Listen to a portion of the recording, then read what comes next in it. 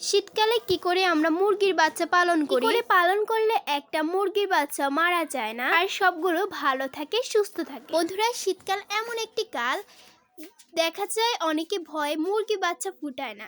মুরগির বাচ্চা ভালো রাখতে পারবে না বলে তারা মুরগির বাচ্চা ফুটায় না এবং মুরগির বাচ্চাগুলোকে সুন্দর করে টিকানোর চেষ্টাও করে না, যার ফলে মুরগির বাচ্চা তারা আর ফুটায় না। অনেক সময় দেখা যায় মুরগির বাচ্চা ফুটালেও মুরগির বাচ্চাগুলো ভালো থাকে না, সুস্থ থাকে না এবং ঝিমিয়ে ঝিমিয়ে মারা যায়, অসুস্থ হয়ে মারা যায়। এই পর্যায়ে আমাদের কি কি করণীয় আর কি করে মুরগির বাচ্চা পালন করলে মুরগির বাচ্চাগুলো ভালো থাকবে, সুস্থ থাকবে, সবগুলো মুরগির বাচ্চাগুলো ভালো থাকবে। আসসালামু আলাইকুম, মাসিয়া চাইকা আছি আপনাদের সাথে। বন্ধুরা, আপনাদের জন্য আরেকটি নতুন ভিডিও নিয়ে চলে এসেছি।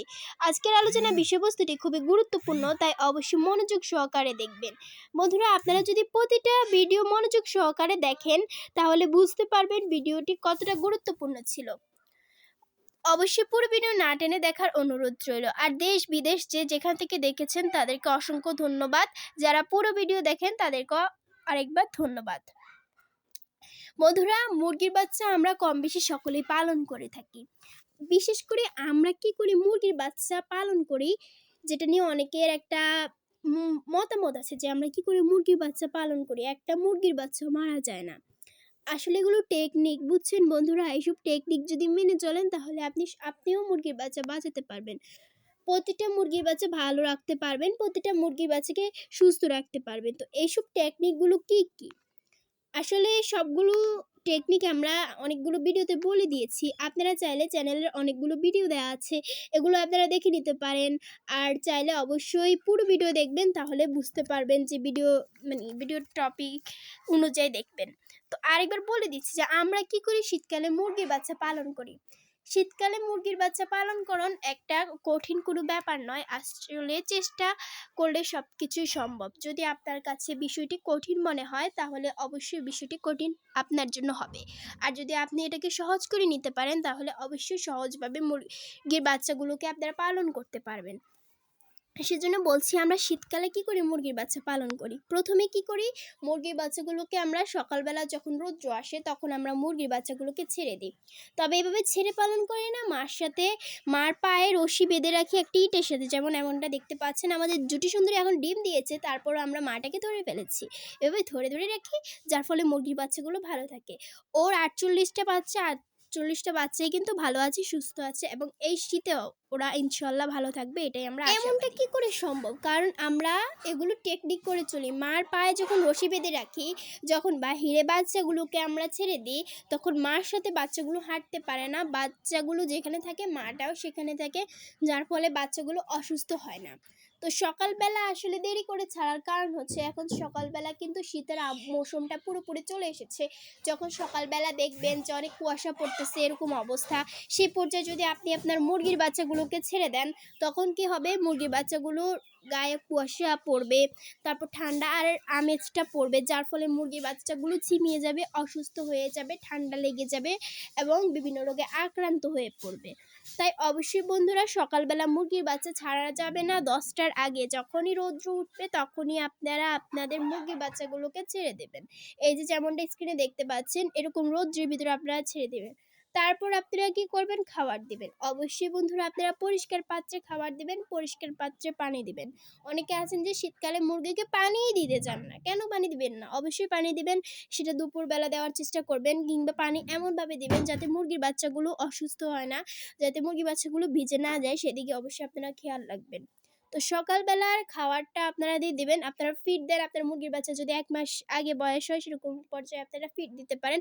আর দুপুরবেলার স্ক্রিনে এই খাবারটা আপনারা দিবেন। এই খাবারটা কি করে তৈরি করা হয়, এই খাবারটার ভিতরে কি কি উপকরণ রয়েছে, আর এই খাবারটা কেন খাওয়াতে হয়, এই বিষয় নিয়ে আমাদের চ্যানেলে একটা ভিডিও দেওয়া আছে। একটা না, 2টা ভিডিও দেওয়া আছে। এই 2টা ভিডিও চাইলে আপনারা দেখে নিতে পারেন, তাহলে বুঝতে পারবেন যে এই খাবারগুলো খাওয়ালে মুরগির বাচ্চা কি কি হয় আর কি কি উপকরণ দিয়ে তৈরি। খুব কম খরচে মুরগির বাচ্চার জন্য এই খাবারগুলো তৈরি করতে পারবেন। তো বন্ধুরা, যখন এই খাবারগুলো দিবেন, তারপর বিকালবেলা বিকালবেলা আরেকবার খাবার দিবেন। দেওয়ার পরে মুরগির বাচ্চাগুলোকে কিন্তু যখন রৌদ্র চলে যাবে তখনই আপনি আপনার ঘরে যেখানে মুরগির বাচ্চাগুলো রাখেন সেই ঘরে মুরগির বাচ্চাগুলো ঢুকিয়ে ফেলবেন। কারণ বিকালের তুমি কি কিন্তু একটা শীতের আমেজ পড়ে, আর কিন্তু একদম রৌদ্র চলে গেলে তখন যদি মুরগির বাচ্চাগুলো বাহিরে থাকে তখন দেখবেন মুরগির বাচ্চাগুলো ঝিমিয়ে থাকবে, বসে থাকবে। আসলে মুরগির বাচ্চাগুলো তখন ঠান্ডা লাগছে, আর মুরগির বাচ্চাগুলো চিল্লাচিল্লি করবে, ক্ষুধা মানে পেটে যখন খাবার থাকবে তারপরও চিল্লাচিল্লি করবে, কেননা আপনার মুরগির বাচ্চাগুলোর তখন খুবই ঠান্ডা লাগতেছে। আর সেই পর্যায়ে অবশ্যই আপনারা মুরগির বাচ্চাগুলোকে ধরে রাখবেন, ধরে রাখার চেষ্টা করবেন, মানে যেখানে আগে রেখেছেন মুরগির বাচ্চাগুলো সেখানে নিয়ে রেখে দেবেন। তো এইভাবেই কিন্তু আমরা মূলত শীতকালে মুরগির বাচ্চাগুলোকে পালন করে থাকি। তারপর আমরা কি করি, মুরগির বাচ্চাগুলোকে রাত্রে যেভাবে রাখি, রাত্রে আমরা ৪ বার খাবার দিই। সেটা তো আপনারা জানেনই, অনেকে যারা রেগুলার ভিডিও দেখেন, ফুল ভিডিও দেখেন তারা বুঝতে পারেন, জানেন। তো ৪ বার খাবার দেওয়ার পরে কি করি বন্ধুরা, তারপর আমরা এটাকে মানে মুরগির বাচ্চাগুলোকে আমরা গরমে রাখার চেষ্টা করি। এমন গরমে রাখবেন না যাতে আপনার মুরগির বাচ্চাগুলো গরমে ঠান্ডা লেগে যায়। এরকম কিন্তু বন্ধুরা আমাদের দেশে অনেক সমস্যা রয়েছে যে অনেক ঝাঁপিয়ে চুপিয়ে খামার রাখতেছেন, এক পর্যায়ে দেখা যায় মুরগির বাচ্চাগুলো হাঁ করে নিঃশ্বাস নিতেছে।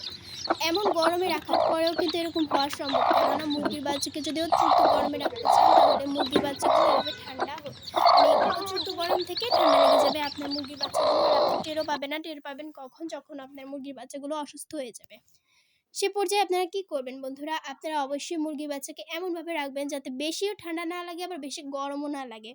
তো সেভাবে রাখবেন। আর অবশ্যই আপনারা মুরগির বাচ্চা যেখানে রাখবেন সেখানে যেন লিটার জমে না যায়, আর মুরগির বাচ্চার বয়স বেলা আলাদা আলাদা রাখার চেষ্টা করবেন। আর অবশ্যই মুরগির বাচ্চাকে রাত্রেবেলা পানি না দেওয়াই ভালো, কারণ রাত্রেবেলা যদি আপনার মুরগির বাচ্চাকে পানি দেন সেক্ষেত্রে মুরগির বাচ্চাগুলো ভিজে যাওয়ার সম্ভাবনা রয়েছে। দিনে ভিজলে কোনো অসুবিধা নেই, অসুবিধা হবে না, কারণ দিনে ভিজলে কারণ রৌদ্রের কারণেই মুরগির পাখনাগুলো কিন্তু শুকিয়ে যায়। রাত্রে ভিজলে এটা অসুবিধা রয়েছে, মুরগির বাচ্চার ঠান্ডা লেগে যাওয়ার সম্ভাবনা রয়েছে। স্ক্রিনে দেখতে পাচ্ছেন এরকম খাওয়ার পাত্রে পানি দিবেন, এরকম পানির পাত্রে আপনারা পানি দেওয়ার চেষ্টা করবেন। অবশ্যই আপনারা এমনভাবে মুরগির বাচ্চাগুলোকে রাখবেন রাত্রেবেলা যাতে কোনোভাবে যেন ঠান্ডা না লাগে, আর অতিরিক্ত গরমও যেন না লাগে, যাতে করে মুরগির বাচ্চাগুলো অসুস্থ হয়ে যায় সেরকমও যেন না হয়, সেদিকেও কিন্তু আপনারা অবশ্যই কড়া নজর রাখবেন। 48টা বাচ্চা থেকেই কিন্তু আমাদের 48টা বাচ্চাই রয়েছে।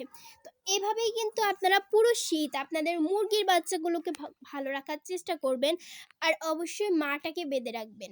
আপনি যখনই মুরগির বাচ্চা পালন করুন না কেন, অবশ্যই আপনারা মাটাকে এভাবে পালন করবেন, আর অবশ্যই পরিষ্কার পাত্রে খাবার পানি দিবেন। আর বন্ধুরা যেটা কড়া নজর রাখতে হবে, আপনারা অবশ্যই মুরগির বাচ্চাকে প্রতিটা ভ্যাকসিন করে নেবেন। প্রতিটা ভ্যাকসিন অবশ্যই করতে হবে। ভ্যাকসিনেশন মুরগির রোগ প্রতিরোধের ক্ষমতা বৃদ্ধি করে, যে রোগের জন্য আপনারা যে ভ্যাকসিনটা করবেন সেই রোগটা আপনার মুরগিকে আর আক্রান্ত করতে পারবে না। অবশ্যই রানীক্ষেতের ভ্যাকসিনটা করে নেবেন। আপনারা BCRTB যেটা আপনার ভেটেরিনারি দোকানে পাওয়া যায়, আর যদি আপনারা সরকারি হসপিটাল অর্থাৎ প্রাণী প্রাণী হসপিটাল থেকে যদি কিনতে চান সেখান থেকে আপনারা নিতে পারেন RTB ভ্যাকসিনটা। এই ভ্যাকসিনগুলো আপনারা অবশ্যই করে নিতে পারেন। এছাড়াও আপনারা প্রাকৃতিকভাবে কী কী খাবার দেবেন সেগুলো আমাদের চ্যানেলে ভিডিও দেওয়া আছে, আপনারা দেখে নিতে পারেন। সেই খাবারগুলো খাওয়ালে আশা করি আপনার মুরগি তো কোনো দিনও শীতে মারা যাবে না, যদি এভাবে টিপসগুলো মেনে চলেন আর ওই খাবারগুলো খাওয়ান। অবশ্যই শীতে মুরগির বাচ্চা ফুটাবেন, মুরগির বাচ্চাকে পালন করবেন, মুরগির বাচ্চাগুলো ভালো থাকবে, সুস্থ থাকবে। আজকের ভিডিওতে আপনারা কতটা উপকৃত হয়েছেন কমেন্টে জানাবেন। আসসালামু আলাইকুম।